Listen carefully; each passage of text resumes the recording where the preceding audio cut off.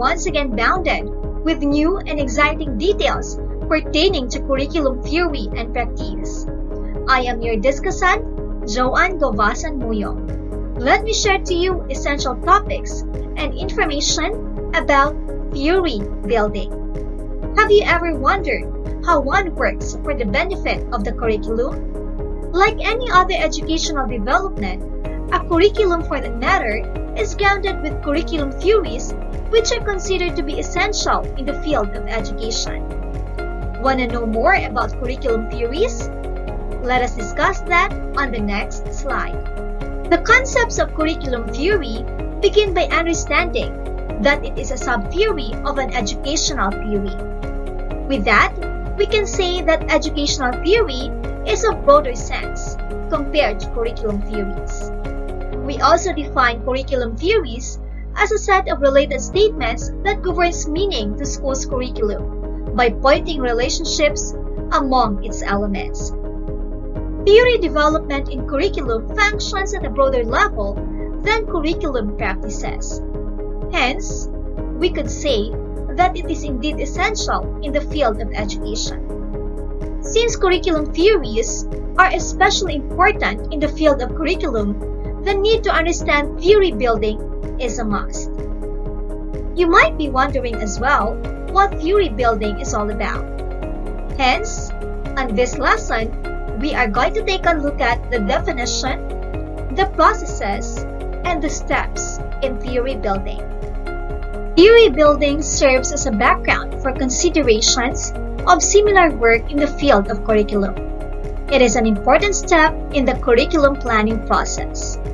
Also, theory building has been vigorous and experienced over a longer period of time in the basic disciplines. Because of its essentiality in the field of curriculum, it is also important that we get to understand its processes.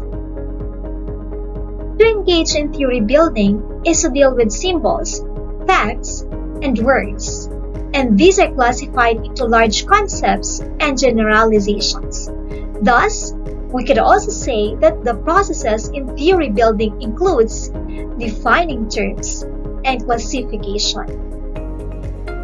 So let us begin with the first process. And like what I said, the first process in theory building is a definition of terms. Defining terms is considered to be a crucial aspect of a scientist or a theorist's work. It is actually because theorists should formulate terms and statements that will explain the contents of the various subsets of a theory and to show their interrelationships. There are several rules that govern in the activity of defining terms or definition of terms.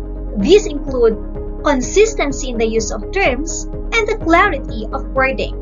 Do you know why they are very essential? Exactly. Scientists are obliged to carefully define terms and use them consistently because it is relevant in theorizing. Aside from knowing the different processes of theory building, which are defining terms, we also get to know designation of classes of terms in a theory work, and these are all defined by several theorists. And we will begin with Brodbeck. Brodbeck distinguished between nominal and operational definitions as a part of his term classification. For Brodbeck, nominal definitions give the attributes associated with a term or a concept. In short, for nominal definitions, terms are characterized based on how or where they are associated. Operational definitions, on the other hand, assumes an if-then condition, which means that if certain condition exists, then the statement within which a term is used is true. For Kaplan, he specified terms as observation terms, indirect observable terms, constructs, and theoretical terms. However, he also noted that there are no differences among these given discriminations. Borden and others, on the other hand, divided theory into three main classes: primitive terms, key terms, and theoretical terms. He defined primitive terms as something that cannot be operationally defined, and they maintain a constant meaning. In short, primitive terms have meaning as it is. Key terms are those which are operationally defined. In short, key terms are those terms which are defined based on how they are being used. Theoretical terms are operationally defined but in relationship with what we call key terms. However, despite classes designations provided by theorists, it is also important that we tend to say that several theorists also have terms they are more likely to be concerned with. These terms include general terms, basic concepts, and theoretical terms. General terms are those which are used in science and general language in common.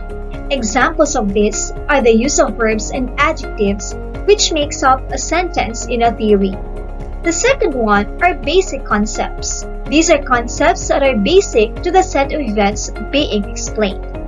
These basic concepts are considered well-defined constructs and are usually operationally defined. The third one is what we call theoretical terms.